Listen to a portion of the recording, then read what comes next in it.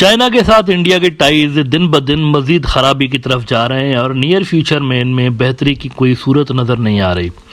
अब रिसेंट जो दोनों के दरमियान टाइज में डिक्लाइन आया है वो इस मुद्दे पे आया है कि मोदी साहब पिछले दिनों अरुणाचल प्रदेश गए थे और वहाँ पर इन्होंने कुछ इंफ्रास्ट्रक्चर का उद्घाटन किया। तो इस पे चाइना की जो डिफेंस मिनिस्ट्री है उन्होंने नोटिस लिया और नोटिस लेकर उन्होंने इंडिया को कहा कि आपका जो प्रधानमंत्री है वो हमारे रीजन के अंदर घुस के आया है और ये कोई अरुणाचल प्रदेश नहीं, ये हमारा इलाका है, ये हमारा अटूट अंग है। ये वर्ड उन्होंने यूज़ किया कि अटूट अंग है अरुणाचल प्रदेश हमारा। इस पे इंडिया ने आज रिस्पॉन्ड किया है और इंडिया की जो मिनिस्ट्री ऑफ एक्सटर्नल अफेयर्स है उन्होंने कहा है कि अरुणाचल प्रदेश इंडिया का था, इंडिया का है और इंडिया का रहेगा। डेक्कन हेराल्ड ने रिपोर्ट किया है कि China's claims absurd. Arunachal was, is and will always be part of India. A Chinese Defense Ministry spokesperson said Beijing never acknowledges and firmly opposes the so-called Arunachal Pradesh illegally established by India. Official media in Beijing had reported. ये गालिबन India ने दूसरी मरतबा इस तरह की clarification जारी की। एक दो रोज़ पहले भी इस तरह के बयानात इंडिया के ऑफिशियल्स ने जारी किए, लेकिन ये एक्सटर्नल अफेयर्स मिनिस्ट्री की जानिब से एक बार फिर से अपने इस क्लेम को दोहराया गया है। नाउ ये जो वर्ड है ना अरुणाचल प्रदेश, इसके बारे में मैं आपको बता दूं कि ये 1972 में इंडिया ने इस खित्ते का नाम, इस रीजन का नाम अरुणाचल प्रदेश रखा था, इसको इंडियन टच देने के लिए। इसका जो मतलब है इस नाम का वो है लैंड ऑफ राइजिंग सन। तो इसको इंडियन टच देने के लिए, क्योंकि वहाँ पर जो लोग रहते हैं, कम्युनिटीज़ रहती हैं, उनका इंडिया से कुछ भी मैच नहीं करता, ना उनका कल्चर मैच करता है इंडिया से, ना उनकी ज़बानें मैच करती हैं, बल्कि उनकी ज़बानें जो हैं तिब्बतन लैंग्वेजेस में से एक वो बोलते हैं। तो इसमें कुछ भी इंडियन नहीं था, तो थोड़ा सा इंडियन टच देने के लिए इसका नाम इंडियन बना दिया गया था 1970s में। तो ये कोई लंबी चौड़ी हिस्ट्री नहीं रखता ये रीजन इंडिया के हवाले से, और अभी तक ये इंडिया के साथ जेल नहीं हो सका। बल्कि मैं आपको ये भी बता दूं कि चिक्की कहा जाता है। यहाँ के जो लोग हैं ना अरुणाचल प्रदेश के, वो जब इंडिया के दूसरे इलाकों में जाते हैं तो उनको चिक्की कहा जाता है। ये डिरोगेटरी किस्म का टर्म है चिक्की। बहरहाल अब इंडिया के जो चीफ ऑफ डिफेंस स्टाफ है जनरल चौहान साहब, उनका एक बड़ा बयान सामने आया है चाइना को लेकर, और उन्होंने कहा है कि हमें दो थ्रेट्स हमारे ऊपर एज यूजुअल मंडला रहे हैं और ये हमारे फ्यूचर के जो स्ट्रेटजिक हमारे इंटरेस्ट हैं उनके बिल्कुल ख़िलाफ़ है। तो पाकिस्तान के लिए उन्होंने कहा कि ये इकोनॉमिकली वीक ज़रूर है, लेकिन मिलिटरली ये बहुत बड़ा थ्रेट हमारे लिए पोज करता है, जनरल चौहान ने कहा है। लेकिन चाइना पे ख़ास तौर पर उनका फोकस रहा है। अब चाइना के बारे में उन्होंने क्या कहा है एक दो रोज़ पहले, इस पर मैं ज़रा आपको द इंडियन एक्सप्रेस दिखाता हूँ, इंडियन न्यूज़ आउटलेट।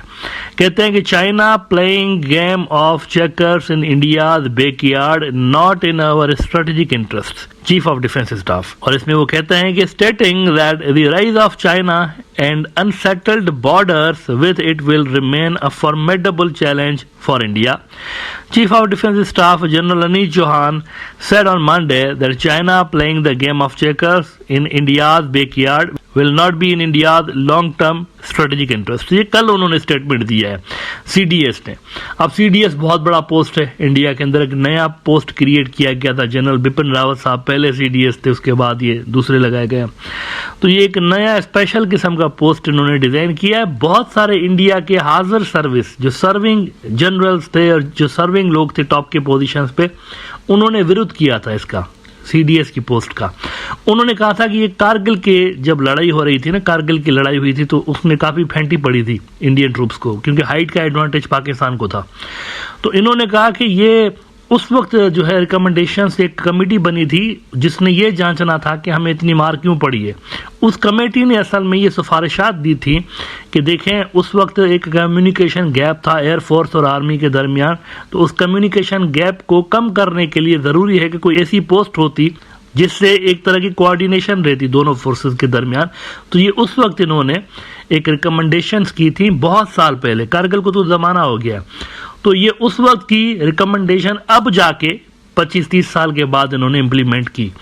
तो ये आउटडेटेड रिकमेंडेशन है। बहुत सारे लोगों ने इस पर एतराज़ किया था, लेकिन उनके जो एतराज़ थे उनको निगलेक्ट किया गया था और ये पोस्ट बना दी गई थी। नाउ इसमें इंडियन नैरेटिव को आपको समझने में मदद मिलेगी अगर आप सीडीएस साहब जो हैं, चौहान साहब, उनकी ये स्टेटमेंट देखें ना, आपको गेम समझ में आएगी कि इंडिया तिब्बत को कैसे देखता है, इंडिया चाइना को कैसे देखता है। ये वाला जो छोटा सा 4-6 लाइनों की उनकी एक स्टेटमेंट है, ये पढ़ लीजिए। ये सारी की सारी आपको इंडिया की जो माइंड सेट है ना उसको जाहिर करती है कि इंडिया इन बॉर्डर डिस्प्यूट्स को किस हवाले से देखता है। और ये टॉप टू बॉटम सारा का सारा जो इंडिया का डिफेंस का रैंक है वो यही ख्यालात रखता है। इसी तरह के कहते हैं कि chief of defence staff further said another challenge is unsettled borders. The ancient frontiers of India started taking shape of firm borders under the British, but they could not get the legitimacy of the internal borders. ये है सारा का सारा मामला। वो कहते हैं ये जो अंग्रेज हमें जो देकर गए ना सारे के सारे एरियाज, वो एंशियंट दौर में हमारे ही थे, लेकिन अंग्रेजों के दौर में उसको इंटरनेशनल रिकॉग्निशन नहीं मिल सकी।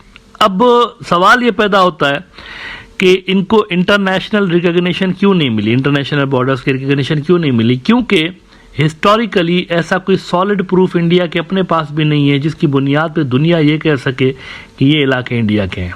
कोई प्रूफ नहीं है इस तरह का। और आगे वो कहते हैं कि on independence thus we inherited disputed borders, occupation of Tibet by China made them our new neighbour and the partition of India created a new nation that thrived on hostility and hatred towards us। अब मुझे ये बताइए, ये top के level का military का जो general है वो इस तरह की लैंग्वेज यूज कर रहा है कि तिब्बत जो है उस पर चाइना ने इन्वेजन करके कब्जा किया। ये बड़ी बात कर रहे हैं वो। मतलब ये अगर कोई छोटी लेवल का बंदा कर रहा होता ना तो शायद दुनिया इसको इतने सीरियसली नहीं लेती। चाइनीज भी पढ़ रहे होंगे, ये सारी इंडिया का मीडिया देख रहे होंगे, स्टडी कर रहे होंगे इनको। चीफ ऑफ डिफेंस स्टाफ उनका बोल रहा है कि तिब्बत कोई चाइना का इलाका था ही नहीं, ये तो इन्होंने कब्जा किया हुआ है चाइनीज ने। हालांकि उनकी गवर्नमेंट का स्टांस ये नहीं है, लेकिन गवर्नमेंट का एक बड़ा ऑफिशियल, डिफेंस से जुड़ा हुआ ऑफिशियल अगर इस तरह की बात करे तो ये अलार्मिंग बात होती है। और ये आपको बता रहा है कि कितनी ज़्यादा तलखी है दोनों के दरमियान, कितनी ज़्यादा टेंशन है दोनों के दरमियान। अच्छा, आप देखें यहाँ पर थोड़ी सी हिस्ट्री इनको समझाना ज़रूरी है। ये जो बात कर रहे हैं ना तिब्बत की, तो क्यों कर रहे हैं तिब्बत की बात ये इसलिए कर रहे हैं क्योंकि ये तीनों जो डिस्प्यूटेड इलाके हैं इंडिया के, अरुणाचल प्रदेश, लद्दाख और सिक्किम, जुड़े हुए तिब्बत के साथ हैं। साउथ तिब्बत के इलाके, अरुणाचल प्रदेश साउथ तिब्बत का है और वो जो लद्दाख है वो भी तिब्बत का ऐसा है, सिक्किम भी तिब्बत का ऐसा है अकॉर्डिंग टू चाइनीज। तो इंडिया का ये जो नया स्टांस सामने आ रहा है ना कि नहीं ये तिब्बत असल में चाइना का था ही नहीं, ये इसी से जुड़ा हुआ है, इनके अपने इंटरेस्ट को सर्व कर रही है ये वाली थ्योरी जिसकी कोई बेसिस नहीं है। क्यों बेसिस नहीं है? क्योंकि ये चैलेंज कर रहा हूं मैं, इंडिया के जितने भी हिस्टोरियंस हैं ना सबको चैलेंज कर रहा हूं, कोई एक आप ऐसा प्रूफ दिखा दें दुनिया भर से जिसमें आपको कहीं ये नजर आ रहा हो कि किसी भी दुनिया के किंगडम ने, किसी गवर्नमेंट ने तिब्बत को अलग मुल्क माना हो ऑफिशियली। आप हजारों साल की हिस्ट्री उठा के देख लीजिए, कोई एक आपको ऐसा डॉक्यूमेंट दुनिया भर में नहीं मिलेगा जिसमें तिब्बत को एज अ सेपरेट कंट्री कहीं पे डिक्लेयर किया गया हो या तिब्बत ने एज अ सॉवरन कंट्री कहीं पे कॉन्ट्रैक्ट्स किए हैं और कहीं पे जो है वो अपनी डीलिंग्स की हुई हो, कहीं पर भी नहीं मिलता आपको। तो ये जो बातें हैं ना कि इन्वेजन की है इन्होंने, ये कोई आपको मतलब आपकी जो थ्योरी है ना इसकी कोई बेसिस नहीं है। तिब्बत नाम की कोई गवर्नमेंट कभी एग्जिस्ट ही नहीं की, कभी नहीं हुआ ऐसा, और इस तरह का कोई भी हिस्टोरिकल डॉक्यूमेंट है ही नहीं दुनिया में कहीं पे जहां पर गवर्नमेंट ऑफ तिब्बत इस तरह का लिखा हुआ हो। ये बेसिकली बाद में जब अंग्रेज यहाँ पर आए हैं और अंग्रेजों ने कब्जा किया, जैसे इंडिया के अंदर आप देखिए उन्होंने तरह तरह की झूठी यहाँ पर डिविजन्स क्रिएट की, हिंदू मुस्लिम की भी की है, मुख्तलिफ किस्म की उन्होंने डिविजन्स क्रिएट की, हिस्ट्री को रीराइट करने की भी कोशिश की गई यहाँ पे। तो वैसा ही कुछ उधर भी हुआ था। वो जो सेंचुरी ऑफ ह्यूमिलिएशन से ये गुजर रहे थे चाइनीज, तो उसमें ये भी हुआ था कि तिब्बत को एक अलग किस्म की शक्ल देने की अंग्रेजों ने कोशिश की। इनकी ख्वाहिश यही थी कि जाते जाते ये अलग मुल्क बना के जाए। तिब्बत इतना बड़ा चाइना छोड़ नहीं सकते कि इतना बड़ा चाइना हो कल को उभर के ये हमें ही चैलेंज पोज करेगा, यही इनकी थ्योरीज थी।